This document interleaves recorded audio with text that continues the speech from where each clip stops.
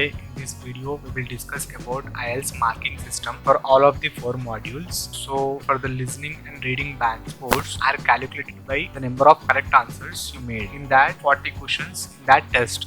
Do not lose points for incorrect answers. So I suggest you to guess that answer if you don't know the correct answer. For IELTS listening, the scores will be like if you are getting around 39 to 40 out of 40, you will get band score of 9. If you are getting 37 to 38 questions are correct, so you will get 8.5 band. So likewise, for getting 30 to 31, you will get 7 bands. So most of the students will get these bands 30 to 34, 7.5 bands. So in IELTS listening module will be easy. You can score 7.5 easily in IELTS listening. So likewise, in IELTS reading for academic, the scores will be different from general. So for academic, it will be like if your answers are correct out of 40, you made 4 answers are correct, then you will get 2.5 band. If your answers are 12 to 10 are correct, then you will get 4 bands. If you are getting 18 to 15 correct answers, then you will get 5 bands. So likewise, you can see all of these scores. Please pause this video and take a screenshot if you require. This is for academic module. IELTS for general reading, if your answers are correct, 32 to 33 answers are correct, you will get 6.5 bands. Whereas here in academic, you are getting 29 to 27 correct answers, you will get 6.5 bands. So the general reading will be marking criteria will be difficult, but the test will be easy in general reading. You can achieve easily 7.5 to 7 band in general reading score, but in academic passages were too difficult. So approximately, if you practice a lot, you can get 9 bands also, but most of the students will get 7 bands in reading. For IELTS writing, for both writing task 1 and task 2 are calculated or analyzed by these 4 or 5 criteria. So in these, they will mark you based upon these. First one is task achievement. So in task 1, you need to present accurate information. You need to provide an overview.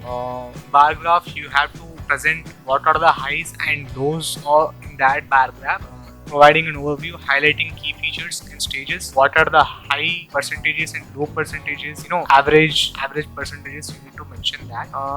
You need to support your data in detail, mentioning in the years and using the terminology, putting percentages. All those will give you a good mark in task achievement. So this is for the task 1. That is bar graph, chart or a diagram. So you will get that task 1. So for the task 1, the time will be 20 minutes. You need to write at least 150 words by mentioning all key features. In task response, in task 2, you will have to write an essay about a given topic. So they will give you bands based upon these 4 categories. First one is task response, coherence and cohesion, lexical resources, grammar range and accuracy. If you wrote the essay, they will check for addressing the task, answering the questions. Or you have to answer all the questions for that essay and giving relevant main positions which are supported and developed. So you need to stick to the topic and you need not to bluff about that essay. You need to stick to the topic and you need to give a brief summary of that essay. And you need to give a clear position. Either you have to for example, I will come. So you need to give your clear opinion, like in positive impact and negative impact. You need to stand either on positive benefit or on negative benefit, and providing a conclusion. In the last, you need to conclude that how you need to mention all the points and you need to conclude that in a good manner. But based upon these 4 points for task response, they will give you some score like 6 or 7.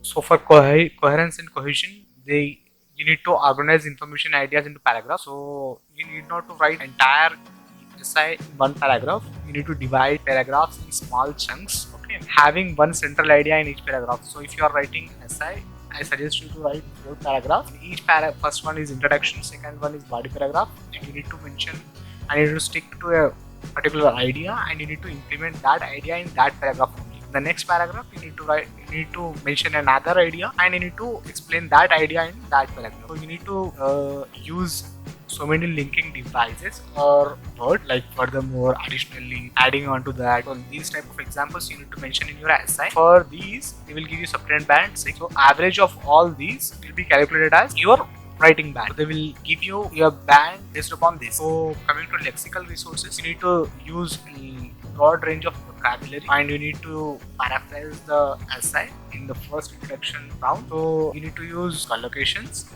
And the spelling, you need not to make spelling mistakes in the essay. So please avoid spelling mistakes and avoid errors, commas and full stops. You need to be very specific while choosing commas and full stop. Grammar range and accuracy. You need to use a lot of sentence structures like complex sentences, passive sentences, active sentences, direct sentences, indirect sentences. You need to use five types of sentence structure. You need to use grammar tenses like past tense, future tense, and present tense. You need to make a sentence that will give you an idea about past, and you need to provide same like present tense, and you need to show it as future tense. You need to use three types of tenses in your essay so that the evaluator can understand that you know all the tenses, and they will give good band. Punctuations, you need to be very careful while using punctuation, and you need to avoid errors. So this is IELTS speaking assessment criteria. The speaking give you bands based upon 4 types. That is fluency, based upon lexical resources. You have used grammar, range and accuracy, and punctuations.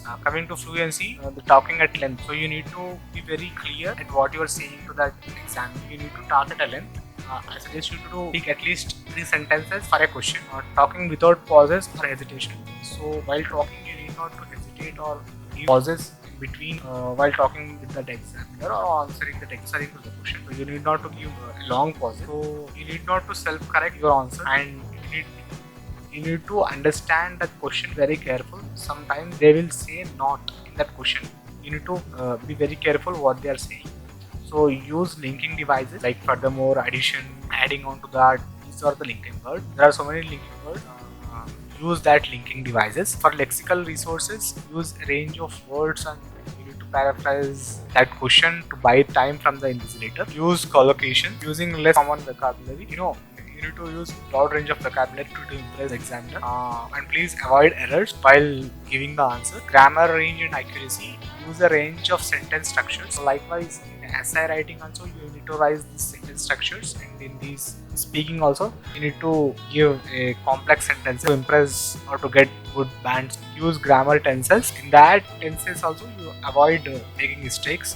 For tenses, please be in one tense. Don't overlap. Don't mix past tense in present tense and present tense in future tense. In pronunciation, so most of the people are from different countries and they don't tell that words correctly. But invigilator might understand your word. You need to be very clear while pronouncing that word, so that person understand your tone, and you need to be very clear with your word. You need to able to use intonations. Accent does not affect understanding. It is better to avoid accents if you are an Indian. So don't show off your accent there. Be normal and give your speaking test. Use accurate words and sound pronunciation. Well, speaking test. All the best. Thank you.